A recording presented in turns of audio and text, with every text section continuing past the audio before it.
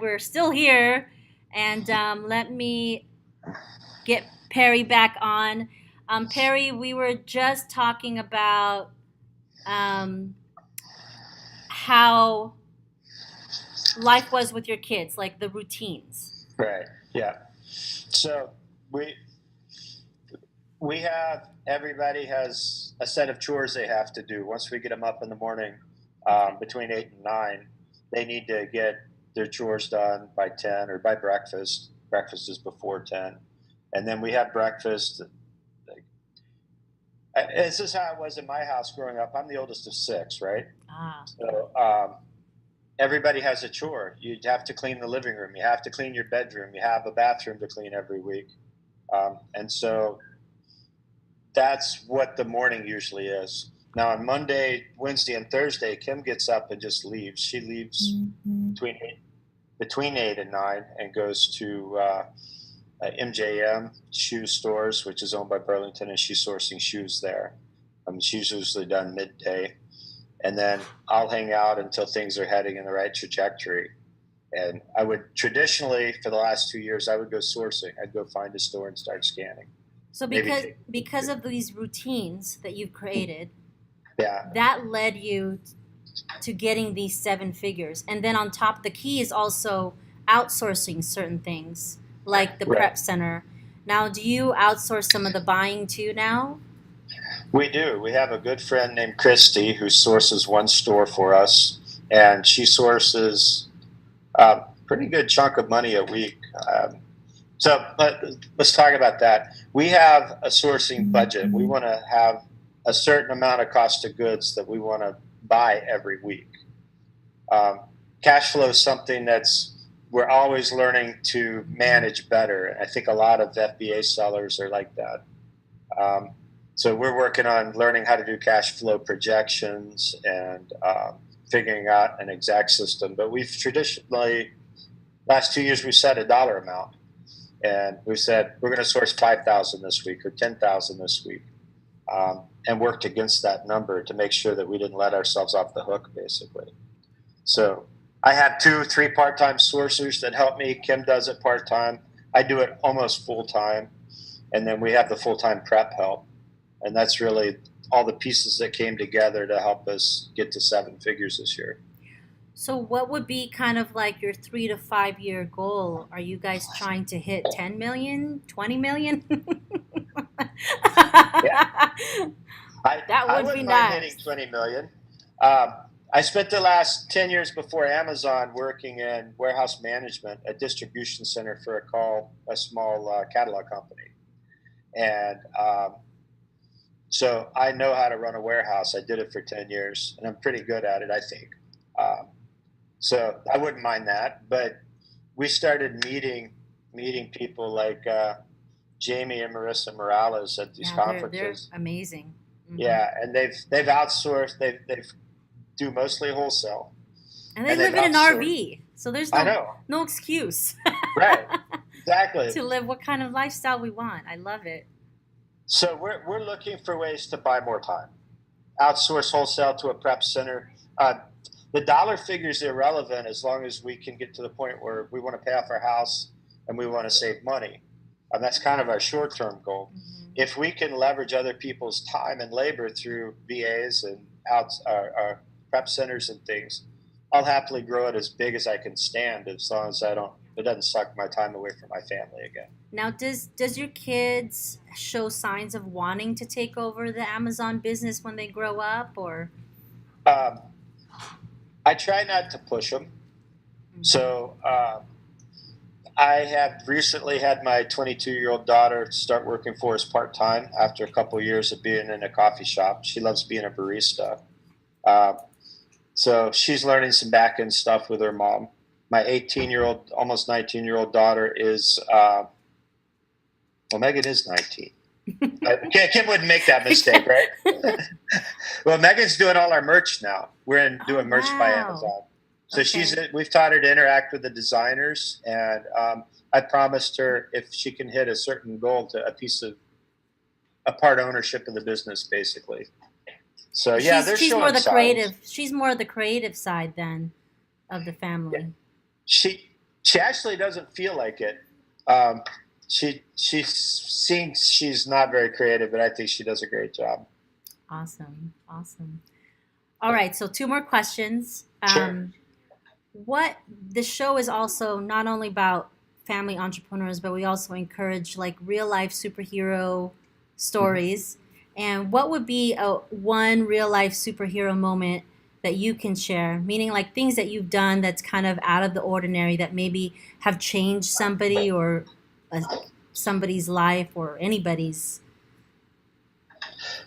Um, I'll just relate it to my business. One of the coolest things about my business has been able to hire people that I know in my circle of friends who need the work, who can excel at what they do, and see their lives start changing for the better. Um, my Huge friend difference. Chris, I wouldn't consider myself a superhero, but working with me, he was able to quit his job and start a little That's a miniature prep. superhero, Perry. You have changed the trajectory of an entire family, maybe even a Yeah, multiple generational change of yeah, directory because you allowed this person to yeah. have that job and grow a substantial amount of income for themselves. Well, he was stuck in a cubicle working in a finance job that he hated, and now he's prepping my stuff in cargo shorts with his wife working next to him watching Netflix. I mean, it's a pretty it's a pretty cool change, you know. Like Yeah, he's got no stress in his life now. So that that's we've been awesome. able to do that a few times with friends and people we know and love, and that's been a pretty cool aspect of this business.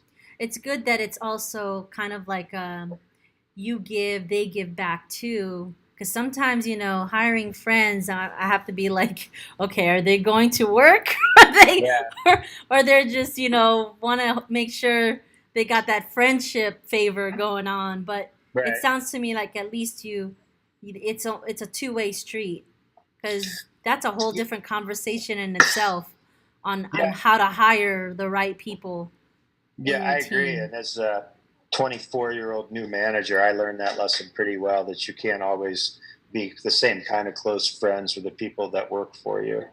But we've been really blessed to have a really good team of people, and we've also tried to structure it around piecework and incentive work so Mm, that they have the same profit motive that I have, and so that they have the same incentive. They work more, they make more. I mean, that's the cool thing that about that is. Amazon. It's a meritocracy, right? I can work harder, but I make more money. I'm not just working harder because the boss said I had to pull an all nighter. You know? Huge, and they work on their own time, I'm assuming, or Yeah. I you mean, we have an agreement. Don't let stuff sit for more than 72 hours in the prep center. Outside of that, it doesn't he can matter. work all night and he can do his yard work or go to a party or whatever. It's his deal.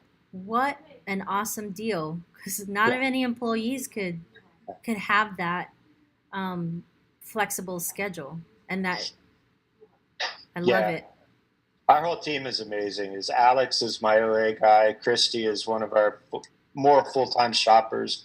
Chris and his wife Ashley in the prep center, and all my kids. Like this isn't a one man show. Even when I was running a warehouse with shipping 80,000 packages a year, I always had that keen sense that I can't do this alone. I need these people, and I need every Hmm. member of my team, and I need every member of my family. And when things don't work, you don't make seven figures, right? Yeah, that's exactly. Now, do you guys all meet, have a weekly meeting, like a team meeting every week too? Is that um, part of part of your schedule as well? We have tried to meet with each person individually. Mm. We're looking at having some sort of group meeting, but with everybody on their own schedule and not on a W-2 clock, punching a clock, it's a It's little hard to harder to meet. get five or six independent contractors together. Um, Oh, okay. So, but I guess as long as you're communicating with them and everybody knows their place. yeah. Um, Well, they all have goals, and we interact with them like, how much did you buy this week? How much got shipped? Do you need some extra help? Um, so we work really hard to try to maintain those lines of communication. okay. Um, that's definitely a process that we don't always feel like we have down, right? Constant, But constant changing. yeah, And Yeah, depends on the personality of the person too. Um, sure. Well, Sometimes, yeah. I'm a big believer in making sure everybody knows how grateful I am for them, and how I want I don't ever want anyone to doubt that they're appreciated on the team.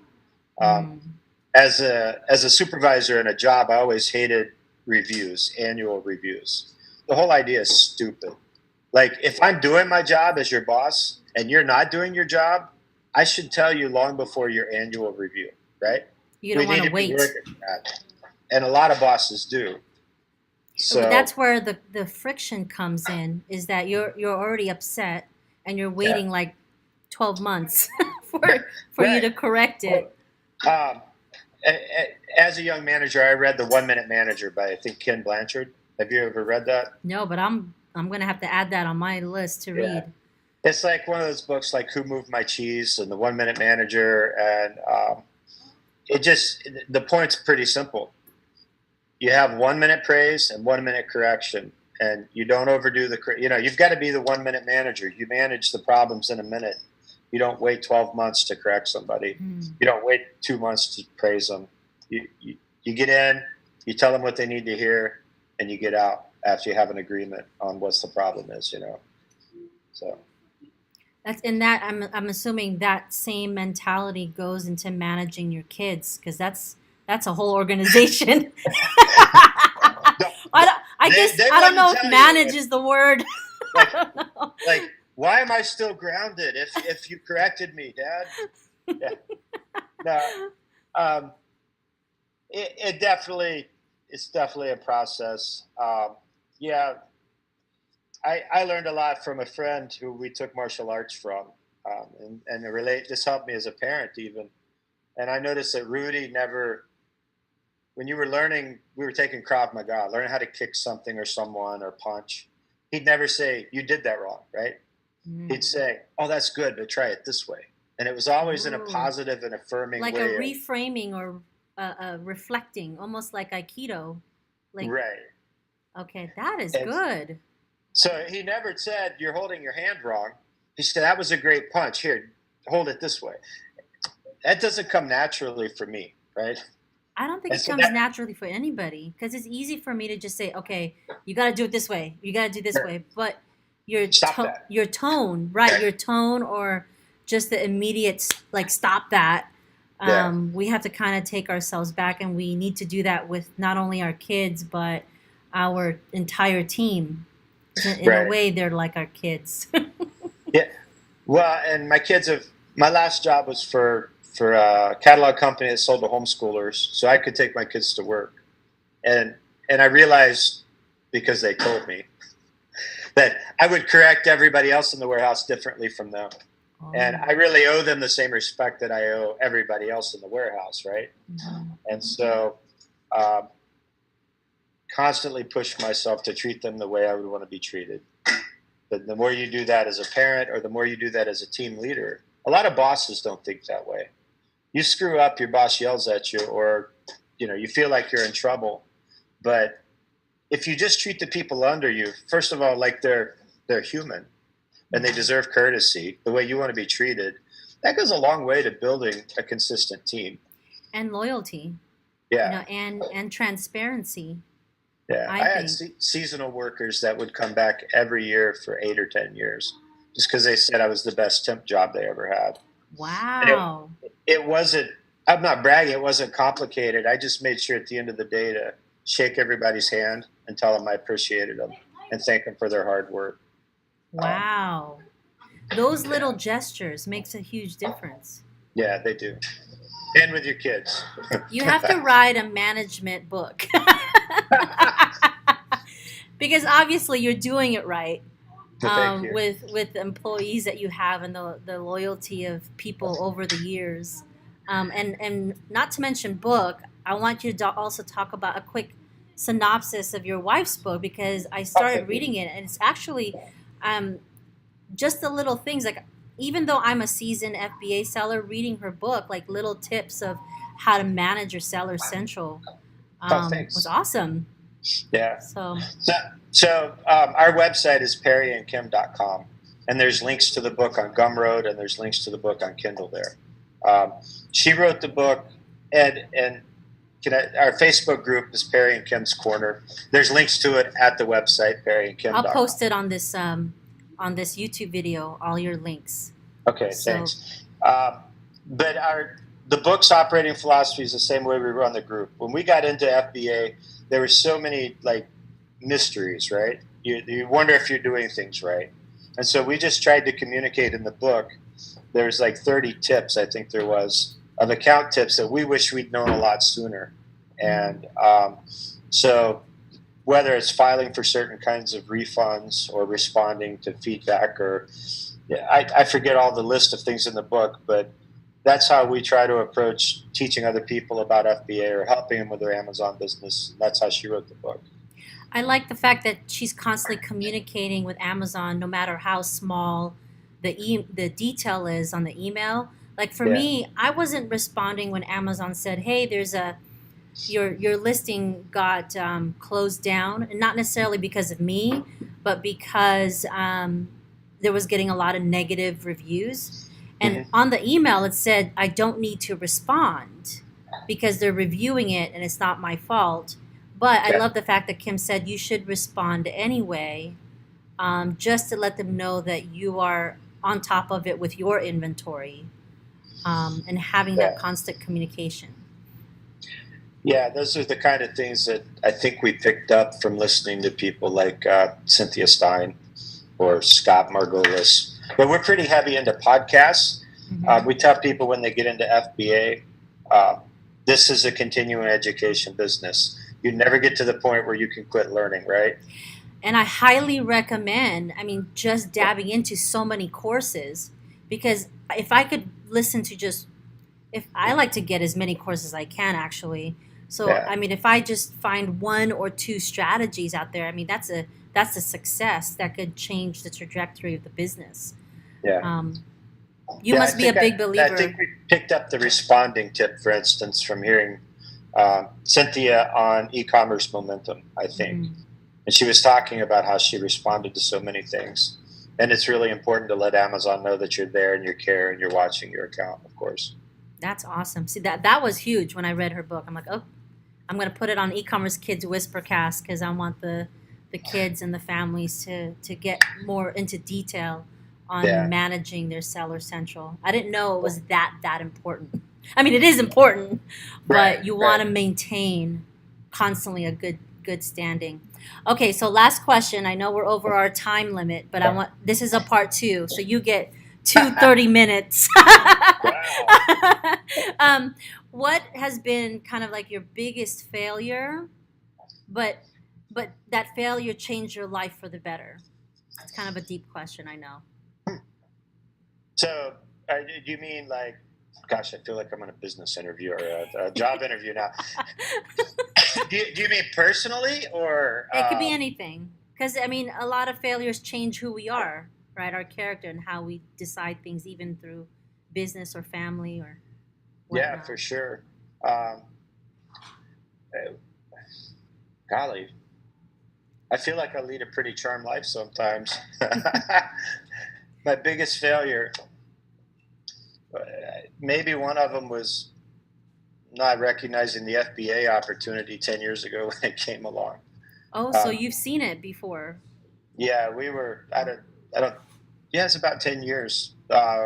We had an Amazon selling account, and they offered it to us, and we said, forget that. Like those fees are like 10 times what eBay charges. So now we think it's a great deal, of course, but I don't know. Amazon didn't provide that. I don't know if they did have FBA that time, right? Yeah. Well, it was right at the beginning of FBA. My wife got an email inviting us into the program, and we rejected it. On a personal level, probably my biggest failure was in my late 20s. Like growing up as a kid, a church kid, I didn't drink or party or anything, right? And then my late 20s, I started, and we had 4 kids. And I tell people I was a pretty good drunk for about 2 years. And I almost lost my family over it. Wow. And I just had a moment of clarity one night, where God slapped me upside the head and he told me, you better straighten up, you know? And I just had this moment where I realized how negatively I was impacting my family. And the way that changed me is I realized how much I owe my wife for holding it together for 2 years while I was being stupid. I realized after that what a gift I was taking for granted in her and my kids. And that really drives me to want to serve her. Not in a way like I indefinitely have this burden of guilt, but I want her to know that after spending so long not taking her seriously and not appreciating her for what she gave to me and my family, that I do now. So when I Wow. came home to work FBA, um, my first order of business, I've known a lot of families that have gotten into the business together, and the dad's like in full delegation mode, and he's telling mom to do the stuff he doesn't want to do, right? Mm-hmm. I came home and you got to talk to her because how she started this business was incredible. Like 1 month postpartum, she started building the business, and she was working for a year. She was working 10-hour days, and I just decided I was going to take all the crappy jobs. I was going to free her up to do the important stuff that I didn't know how to do. I was going to pack boxes. I was going to sweep the floors. I was going to do the shopping. Whatever it took to do all those little repetitive tasks that everybody hates doing, I was going to do that. Partly to show her I appreciated her, but also just to free her up to really focus on what mattered in the business and what the next step was. So my personal failing and being a drunk really drove into me a sense of appreciation for all the blessings that my family are to me. And I've never tried to hide what happened, but I want my kids to understand how far I've come, right? That's wonderful. And Yeah. that's one thing about a blessing with failures is that we can use it as, in a way, fertilizer for our life. Oh, yeah. Um, and and I'm sure there's more to come in the future, Yeah, unfortunately.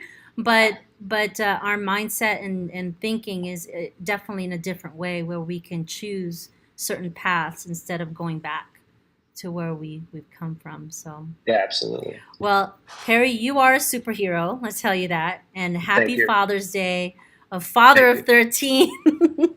That is awesome. I got to get you back again and just talk about, like, maybe have your kids and just talk about how you guys work together. And I would love to definitely talk to your wife. And Sure. what else do we have here? Is there anything you want to promote before we end the show or? Oh, um, go buy my wife's book. It's all of $10, but we just love to have you join our Facebook group. We've Okay. got a really warm and caring and helpful community, about 400 strong now, and we love to help people. So look us up, Perry and Kim's Corner, and ask us to join. We'd love to have you. Awesome, awesome. Well, there you have it, folks. The EFE show, episode 5, is minutes from being over, but you can, after this, we do a rebroadcast. Please post questions again. We're more than happy to answer them. And this will also, please like our YouTube channel, our Facebook Live. You could visit us at facebook.com/e-commerce kids for more information and ecommercekids.com. So we shall see you next Tuesday at 5:30 p.m. PST. Take care. Thanks, Perry. Thank Appreciate your you. time. All right. Bye-bye. Bye. All right. We are now a